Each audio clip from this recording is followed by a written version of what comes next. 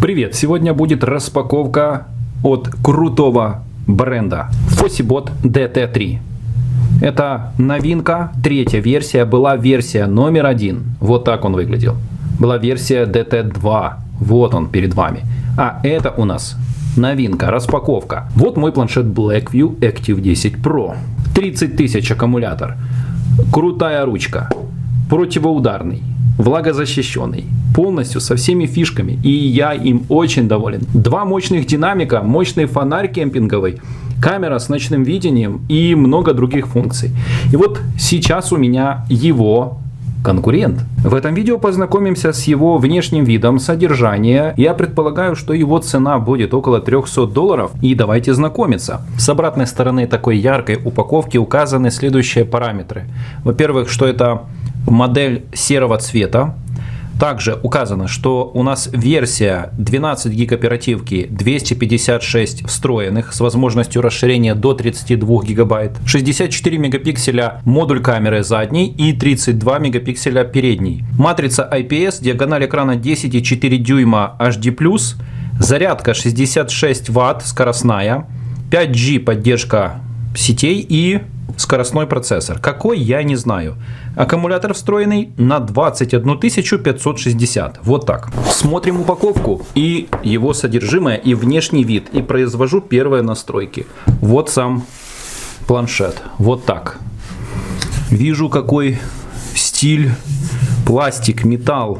Крепление, куда устанавливать. Интересно, у него будет ручка, как у моего планшета из металла, или же какой-то ремень, или какое-то другое крепление. Сейчас будем все смотреть.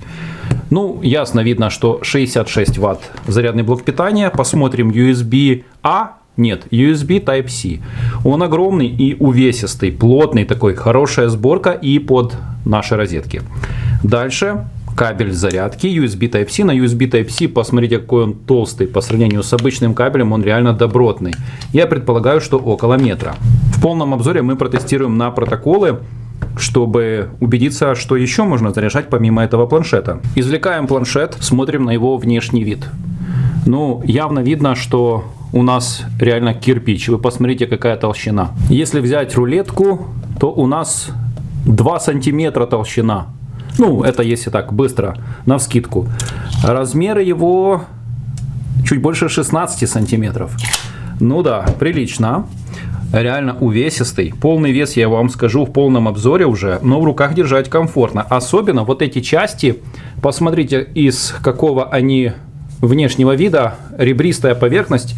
Когда буду держать вот так вот в руках, то здесь как раз цепкости добавляет.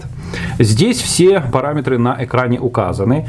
Вижу ободок над экраном. Поднимается, все рассмотрим более детально в полном обзоре. Края здесь со специальными протекторами. Я думаю, что корпус из поликарбоната какого-то собран, потому что ну прям класс. Вставки из металла, они вот здесь вот заканчиваются. Это у нас пластиковый корпус или поликарбонат, а здесь вот эти вот блики, которые дают буквы X, FossiBot логотип, здесь они вот из металла. Вот мощный фонарь. Ну, скажем так, меньше, чем у моей модели. Посмотрим, как он светит. Здесь два модуля. А вот что это такое за модуль, я не знаю. Может быть, камера ночного видения? Мы все это будем тестировать. Сверху на экране идет защита экрана, пленка заводская, мы ее снимем. Но пока давайте посмотрим, что я еще не упомянул. Есть сканер отпечатка пальцев. Я думаю, что он встроен в кнопку. Да нет, вы посмотрите, он просто без всякой кнопки здесь располагается. Кнопка включения вот. А сканер вот. Интересное решение отдельно сделали. Здесь микрофон. Тут у нас расположены раз динамик, два динамик. Неужели 4? 4, представьте. 3 и 4. И здесь сразу отдельно гнездо для SIM и карты памяти, а здесь USB Type-C. Гнезда для наушников, как я понимаю, нет. Они бы написали. Но мы заглянем в полном обзоре, что там. Держать его покомпактней, потому что сама моделька более компактна, чем моя. Защита, конечно же, от полного погружения под воду, давления и так далее. Диагональ экрана 10,4 и 15 Android. Ну и еще посмотрим. Нажму пока включение на эту кнопку. Пусть включается, потом сниму пленку, а посмотрим еще комплектацию. Экранчик, посмотрите, рамки здесь довольно большие. Так, смотрим. В комплекте еще идет инструкция. Дополнительно 2 зажима для вот этого, как я понимаю, ремня. Это у нас в комплектации идет ремень. Ремень, который позволяет его, видимо, удерживать в руках. Вот он как выглядит. Вот эти вот дополнительные вставки из металла и специальная отвертка и гайки позволяют его зажать. И после этого у нас есть уже крепление. Что дает это крепление? Посмотрим. Так. Оно вот так вот расстегивается. И у нас появляется дополнительно ремень для регулировки. Уже полностью соберу и покажу в полном обзоре. Пока оставляю вот так. Ну, такая плотная кожа. Нет неприятного запаха. Ну, будем надеяться, что настоящее. Я бы для таких тяжелых планшетов, ударных, скажем так, ставил бы качественный кусок кожи, чтобы долго служил. Но как оно по факту будет, время покажет. А также в комплекте входит вот такой вот ключ для открытия лотка с сим-картами или заглушек и скрепка. Оно 2 в 1. Это хорошо, когда есть вот этот крючок маленький, небольшой. Оп, выпал. Вот он. Благодаря этому крючку можно подковырнуть, достать, не поломав ноготь и не мучиться. Так, смотрим его внутренности, настройки. Снимаю сначала аккуратно пленку, она матовая. Отлично. И произвожу первые настройки. Я пропускаю этот момент, но как я это делаю, вот показываю в этом обзоре с помощью кабеля, подключив внешнее устройство и быстро копирую данные без всяких сложностей.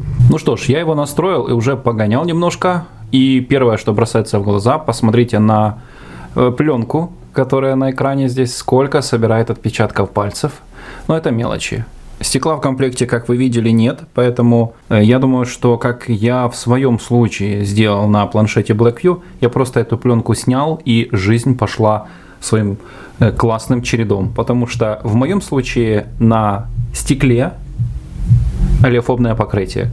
То есть под этой пленкой у меня была олеофобка. Как здесь, я не знаю. Но однозначно без пленки было бы лучше. Теперь, смотрите сразу, что хочу сказать. Вот этот модуль невидимый, пустой, круг такой, да, вот под основным модулем 64. Вот этот модуль вам ничего не напоминает? Посмотрите на телефон Blackview. И вот эта тепловизионная камера. Точно такое же.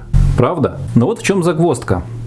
Внутри планшета нет программного обеспечения и ничего, что указывало бы на этот модуль. Я не знаю, что делать. Я буду писать на компанию, которая отправила, компания FossiBot, спрашивать: ребят, а все ли нормально? Потому что в моем случае нет. Камеры все работают. А вот этого тепловизионного специального программного обеспечения, которое бы обрабатывало картинку и показывало бы температуру, направив на руку, вот этого нет. Поэтому я не знаю и об этом сразу заявляю. И у меня уже есть информация, чем с вами поделиться. Поэтому в полном обзоре все расскажу. Ну что ж, давайте заглянем внутрь. Во-первых, шустрый. Это однозначно. Провел уже Antutu Benchmark.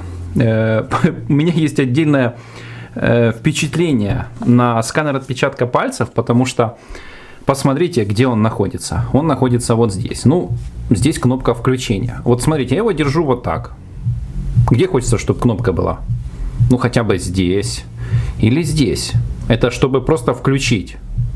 Да, он разблокируется, потому что увидит мое лицо. Он готов уже. Вот так вот. Нет, все равно первый раз после перезагрузки просит включения. Но, смотрите, чтобы включить, надо тянуться аж сюда. А чтобы разблокировку по сканеру сделать, куда тянуться? Смотрите. Что это такое? Если вот так держать, то да, можно вот так вот сразу нажать, и он разблокируется. Причем обратите внимание, что это не просто сканер отпечатка пальцев, а вы еще и можете запускать приложения. Там можно настроить и другие функции, чтобы, например, на шаг назад сделать и другие функции. Но знаете, в чем проблема? Что неизвестно, где он находится. Нигде нету никакой отметки, что здесь сканер. То есть вам тяжело определить, каждый раз надо смотреть, визуально подтвердить, попал ли туда палец. Нету, даже на ощупь очень тяжело сыграть по нему. Ну да, это плюс. Вот назад я сделал, он возвращается на шаг назад, когда просто проводим по бортику, да. А если нажать и держать, то запускается диспетчер приложений. Но давайте будем честными, это огромный минус. Я буду это все тестировать и оставлять свой отзыв отдельно. Кнопка здесь, разве что вот так вот держать, ну не знаю, тогда под вот эти пальцы. Ну, это отдельное впечатление. Еще что сразу бросилось в глаза, это то, что здесь есть FM-радио, и оно работает без наушников. Все, проблема решена. Включаю.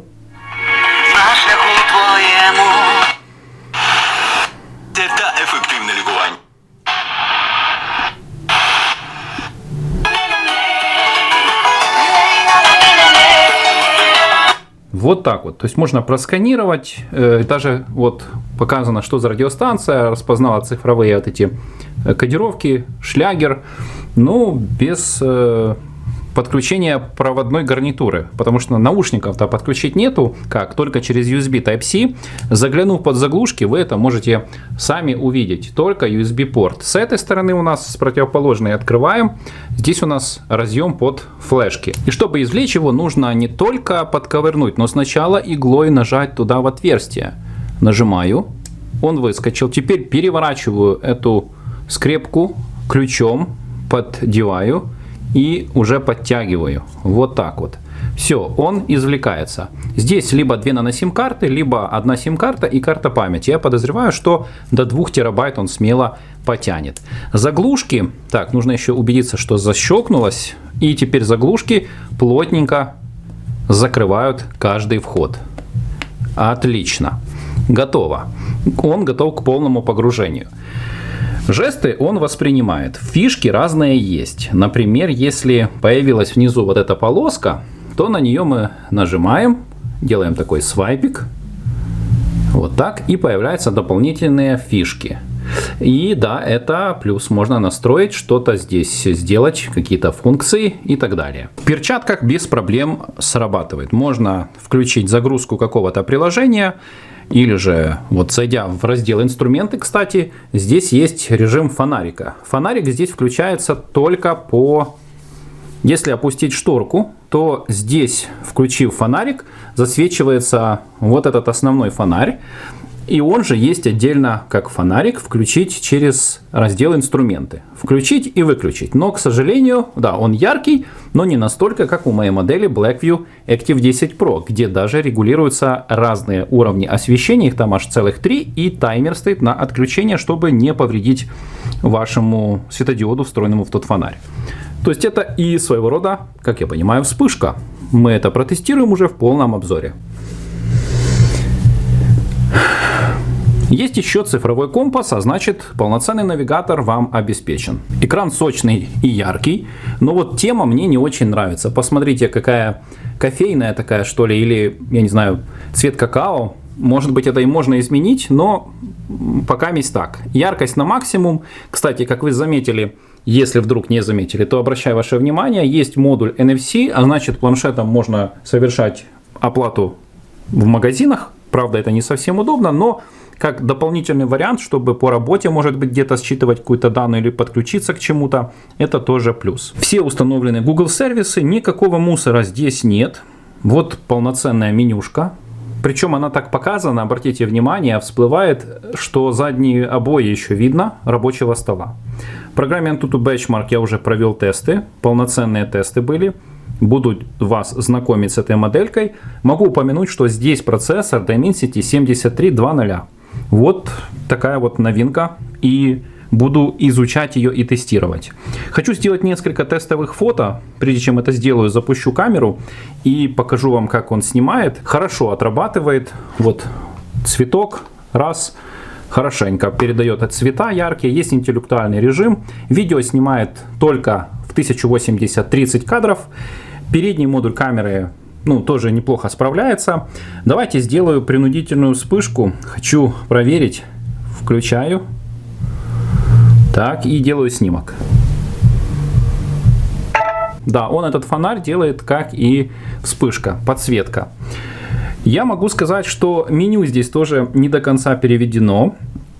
Перейдя в настройки, можно увидеть, что здесь вот оно в таком стиле выполнено. Не очень отчетливо видно, надо присматриваться. Если, к примеру, перейти в раздел батарея, то здесь можно увидеть, что указано на английском языке режим. Да, понятно, что это настройки аккумулятора в этом режиме находятся, но он здесь английский присутствует. То есть как бы чистый Android, но все же он присутствует. Вот, к примеру, раздел о планшете. И здесь указана оперативная память. Именно в этом разделе можно добавить еще 20 гиг. Настройка жестов присутствует в разном режиме. Запустив диспетчер приложений, в нижней части сразу появляется отметка, чтобы можно было разделить экран, а также сколько свободно оперативной памяти из 12 гигабайт. Сразу же можно сделать скриншот, то есть дополнительные функции вот так вот выведены, и он хорошо справляется со своей задачей. Я его, конечно же, протестирую на качество звука. Звук вы немножко слышали, я там включал, да? Динамики здесь 4, но нету никакого ни Dolby Atmos, ни какого-то Dolby Surround, ничего такого здесь я не обнаружил.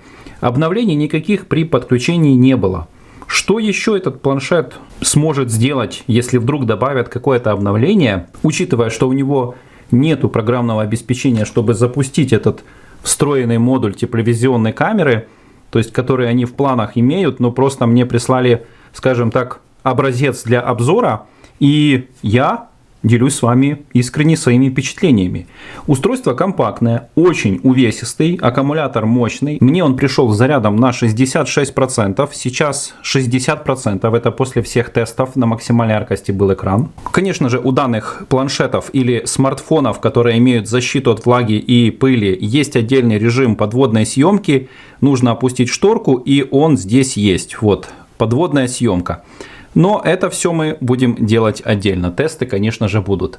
Я думаю, что если вы хотите больше узнать, увидеть, как он в сборке выглядит, что он умеет, что мне удалось узнать об этом тепловизионном модуле, сколько он держит в YouTube, какое качество микрофона, как он по связи, если установить сюда сим-карту, насколько хорошо ловит он GPS-сигнал, какое максимальное разрешение в YouTube поддерживает и как он плавно работает, на какой графике можно работать или играть, точнее, в играх.